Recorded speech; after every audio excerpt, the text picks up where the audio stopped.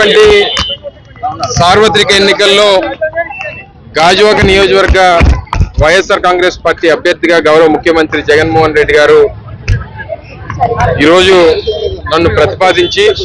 ఇక్కడి నుంచి పోటీ చేయాలని చెప్పి వారు ఆదేశించడం, స్థానికంగా పెద్దలు నాగిరెడ్డి గారు, గౌరవ శాసనసభ్యులు, అలాగే మిగిలినటువంటి పార్టీ ముఖ్య నాయకులు అందరి తాలూకా సహకారంతో రేపు రానటువంటి కాలంతో విజయం సాధించి రావాలని చెప్పి వారు ఆదేశించడం, అంబులెన్స్ పూర్తి స్థాయి ఎన్నికల ప్రచారానికి ఈ రోజు నుంచి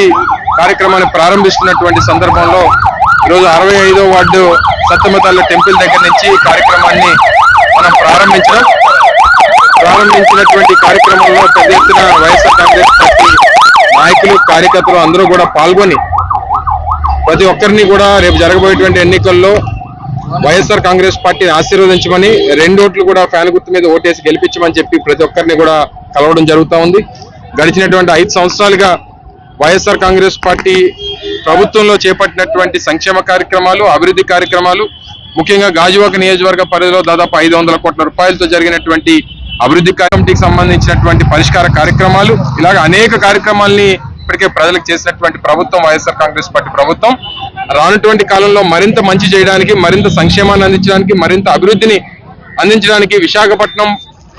నగరంతో గాజువాక పోటీ పడేటువంటి విధంగా ఈ ప్రాంతాన్ని అభివృద్ధి చేసేటువంటి దిశగా ప్రభుత్వం ప్రణాళికలు రూపొందించింది. మా పార్టీ కూడా అదే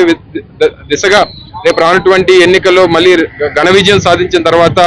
విశాఖపట్నం నగరానికి ధీటుగా గాజువాకను అభివృద్ధి చేస్తామనేటువంటి మాటను కూడా ఈ ప్రాంతానికి ప్రజలకు ఇస్తా ఉన్నాం. తప్పకుండా మంచి